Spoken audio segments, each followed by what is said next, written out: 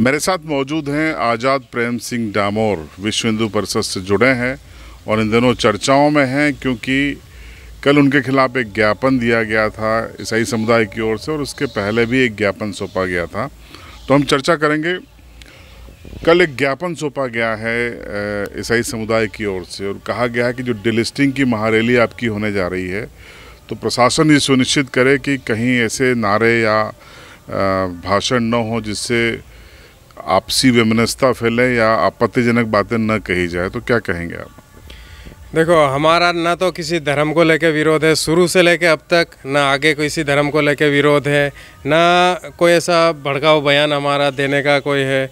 हम तो वेद और अवैध धर्मांतरण की लड़ाई लड़ रहे हैं। वेद और अवैध चर्च की बात हम कर रहे हैं। जो वेद धर्मांतरण है, जो वेद चर्च है, उसके खिलाफ हमारा बिल्कुल पूरा सम्मान है, रिस्पेक्ट है। लेकिन जो अवैध चर्च है, अवैध धर्मांतरण है, उसके खिलाफ हमारी मुहिम है धर्मांतरण मुक्त झाबुआ अभियान। और हमारा ऐसा कोई सांप्रदायिक माहौल बिगाड़ने जैसा हमारा है ही नहीं। बिल्कुल कानून और संविधान के अनुसार विधिवत हमारी लड़ाई है। लेकिन जो ज्ञापन सौंपा गया उसमें व्यक्तिगत तौर पे आपका नाम भी डाला गया है। कहा गया कि आप ऐसी पोस्ट कर रहे हैं जिससे माहौल ख़राब हो रहा है। मैं हमारे आदिवासी समाज को मिले विशेषाधिकार कानून के बारे में अपने समाज को पूरे जन जागृति करता हूँ। क्या है हमारे अधिकार, क्या है कानून, क्या है संविधान में 5वीं अनुसूची, और क्या है भूमि के कानून, और क्या है धर्मांतरण अधिनियम कानून। मैं उस बारे में वेद अवैध की बात करता हूँ और सोशल मीडिया पे लिखता हूँ ताकि समाज को इसके बारे में जानकारी मिले। न किसी धर्म विशेष को लेकर ऐसी कोई टिक्का टिप्पणी आज तक हमने नहीं की है और जो आरोप लगा रहे हैं वो निराधार है।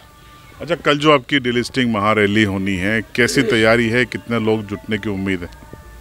कल जो डिलिस्टिंग महारैली है झाबुआ ज़िले में, उसमें समस्त पूरा हिंदू समाज है, पूरे सारे संगठन है, जितने भी जो आदिवासी का धर्मांतरण रोकना चाहते हैं। और इसका मुख्य उद्देश्य है कि जो ईसाई हैं उनको ईसाई सूची में शामिल किया जाए, उनको एसटी से हटाया जाए, और जो आदिवासी है उनको उनका वाजिब जो हक है, उनका अधिकार है, वो आरक्षण वो मिलना चाहिए। इसको लेके ये डिलिस्टिंग महारैली है और इसमें लगभग 40 से 50 हज़ार का एक लक्ष्य रखा गया है और उस लक्ष्य की तरफ लगातार प्रयास कर रहे हैं। विश्व हिंदू परिषद भी उसमें पूरी ताकत से लगा हुआ है और कोशिश ये है कि महारैली बिल्कुल महारैली ही हो जाएगी। एक बयान भी कल ज्ञापन के बाद जारी किया गया है। कहा गया है कि ये जो डिलिस्टिंग कानून लागू होगा तो उन्होंने कहा कि अगर ईसाई समुदाय के लोग भी प्रभावित होंगे तो हिंदू भी होंगे।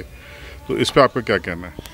जी, जो डिलिस्टिंग है उसका हिंदी में सीधे मैं बताऊं तो जो धर्मांतरण हो गया जिनका, या स्वयं हो गया, कैसे भी लोभ प्रलोभन से हो गया, जो धर्मांतरित हो गए यानी ईसाई मुसलमान बन गए, सिर्फ वो बाहर होंगे एसटी सूची से। जो हिंदू हैं वो नहीं होंगे। उसका कारण ये है कि ये जो आदिवासी समाज है ये अनादिकाल से सनातनी समाज है और सनातन की उत्पत्ति कहाँ से हुई, कैसे हुई, उसका किसी के पास कोई भी ऐतिहासिक कोई प्रमाण नहीं है। तो ये समाज महादेव की पूजा करता है, हनुमान जी की पूजा करता है। हमारी देसी संस्कृति सभ्यता है और वही आदिवासी होने का प्रमाण है। और जो हिंदू है उनके पास आदिवासी संस्कृति और सभ्यता पूर्ण रूप से सुरक्षित है। इस डिलिस्टिंग रैली से हट के एक सवाल है कि आप लगातार प्रशासन को ज्ञापन दे रहे हैं कि जो आप सूची सौंपते हैं या जो ज्ञापन देते हैं आप कार्रवाई की मांग करते हैं। प्रशासन कागजों को दौड़ा रहा है, ज़मीन पे आपकी मांगों पर फिलहाल कोई एक्शन होता नहीं दिखाई दे रहा है। तो आगे आपकी क्या योजना है? हमारी जितनी भी मांगे थी उन सभी मांगों के ऊपर जिला से लेके एसडीएम महोदय तक आदेश जारी हो गए, निर्देश जारी हो गए। बात अब तहसीलदार तक जा पहुंची है अवैध चर्च की जांच के लिए, और जो भी अवैध धर्मांतरण की गतिविधियां उसके लिए तहसीलदार तक बात गई है, लेटर गया है, आदेश गया है। अब 30 तारीख को महारैली होगी, पूरे ज़िले में संख्या आएगी यहाँ पे और जन जागृति होगी। और जन जागृति के बाद विश्व हिंदू परिषद के बैनर तले हम लोग धर्मांतरण मुक्त झाबुआ अभियान का 6ठा चरण लाएंगे। और वो जो चरण होगा वो बिल्कुल फील्ड पे होगा, तहसीलदार साथ में होगा, पुलिस साथ में होगी और चर्च की जांच करवाई जाएगी वहीं पे स्थानीय गाँव के आदिवासियों के द्वारा। तो आपने आज़ाद प्रेम सिंह डामोर साहब को सुना। उन्होंने कहा कि जिस तरीके से उनका मुहिम है वो अवैध धर्मांतरण को लेकर है, और अगर ये इस मुहिम से किसी को दिक्कत है तो उन्हें कोई फ़र्क नहीं पड़ेगा, क्योंकि वो अवैध धर्मांतरण को लेकर अभियान चलाए हुए हैं और वैधानिक दायरे में चलाए हुए हैं। अब इस इंटरव्यू पर आपकी राय कमेंट बॉक्स में ज़रूर बताएं।